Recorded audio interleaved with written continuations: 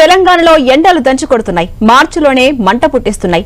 పల్లె పట్టణాల్లో సూర్యుడు ప్రతాపం చూపిస్తున్నాడు. పలు జిల్లాల్లో సాధారణం కంటే 3 డిగ్రీల ఉష్ణోగ్రతలు అధికంగా నమోదవుతున్నాయని హైదరాబాద్ వాతావరణ కేంద్రం తెలిపింది. రాష్ట్ర వ్యాప్తంగా ఉష్ణోగ్రతలు మళ్లీ పెరుగుతున్న నేపథ్యంలో తెలంగాణలోని 17 జిల్లాలకు వాతావరణ శాఖ ఆరెంజ్ అలర్ట్ ను జారీ చేసింది. రాబోయే మరో 4 రోజుల పాటు ఉష్ణోగ్రతలు 41 డిగ్రీల సెల్సియస్ నుంచి 44 డిగ్రీల సెల్సియస్ మధ్య ఉంటాయని అంచనా వేస్తోంది వాతావరణ శాఖ. రాబోయే రోజుల్లో ఉష్ణోగ్రతలు అధికంగా పెరిగే అవకాశం ఉండడంతో ప్రజలు అప్రమత్తంగా ఉండాలని హైదరాబాద్ వాతావరణ శాఖ అధికారులు చెబుతున్నారు. సమ్మర్లో ప్రజలు జాగ్రత్తలు పాటించాలని సూచిస్తున్న హైదరాబాద్ వాతావరణ కేంద్ర అధికారి ధర్మరాజ్తో మా ప్రతినిధి రాముడు ఫేస్ టు ఫేస్. రాష్ట్ర వ్యాప్తంగా కొన్ని రోజులుగా వడగాల్పులు పెరుగుతున్నాయి. అదేవిధంగా ఎండ తీవ్రత కూడా పెరుగుతుంది. ఇప్పటికే స్కూల్ విద్యార్థులకు ఒంటిపూట బడులను ప్రభుత్వం నిర్ణయించింది. అందుకు అనుగుణంగా వాళ్ళందరూ కూడా నిర్వహిస్తున్నటువంటి పరిస్థితి ఉంది. ఇప్పుడు మార్చిలో ఎక్కువ ఉష్ణోగ్రతలు నమోదు కావడం కారణాలు, అదేవిధంగా ఎట్లాంటి జాగ్రత్తలు తీసుకోవాలనేటువంటి అంశాలపైన హైదరాబాద్ వాతావరణ కేంద్ర అధికారి ధర్మరాజు ఉన్నారు. సార్, ఏ విధంగా ఇప్పుడు వేడిగాలులు పెరుగుతున్నాయి, ఉష్ణోగ్రతలు పెరుగుతున్నాయి? చూసుకున్నట్లయితే గత 2 రోజులుగా చూసుకున్నట్లయితే ఈ ఉష్ణ తీవ్రత అనేది క్రమేపీ పెరుగుతుందని చెప్పుకోవచ్చు.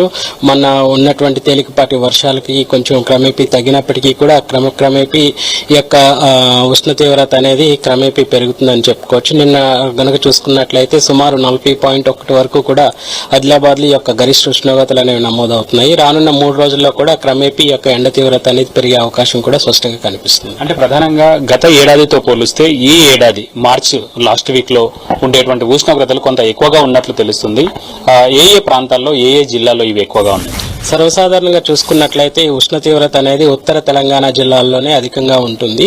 క్రమేపీ ఉత్తర తెలంగాణ నుంచి తూర్పు తెలంగాణ, అలాగే దక్షిణ తెలంగాణ, అలాగే మధ్యస్థ భాగాలకు కూడా క్రమేపీ యొక్క ఎండ తీవ్రత అనేది క్రమేపీ పెరుగుతూ ఉంటుంది. ప్రస్తుతం కనుక చూసుకున్నట్లయితే ఉత్తర తెలంగాణలో గత ఏడాది కంటే కూడా 41 డిగ్రీల వరకు కూడా ఆదిలాబాద్ లోనే మనం 41 డిగ్రీలు అనేవి ఎండ తీవ్రత నమోదైంది.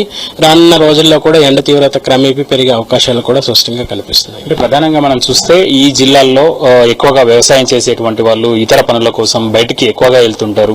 వడగాల్పులు పెరిగేటువంటి అవకాశం ఉంది. ఇట్లాంటి సందర్భంలో వాళ్ళు ఎలాంటి జాగ్రత్తలు తీసుకోవాలి? ముఖ్యంగా చూసుకున్నట్లయితే మార్చిలోనే మనకి 41 వరకు కూడా ఈ యొక్క ఉష్ణ తీవ్రత అనేది నమోదైంది.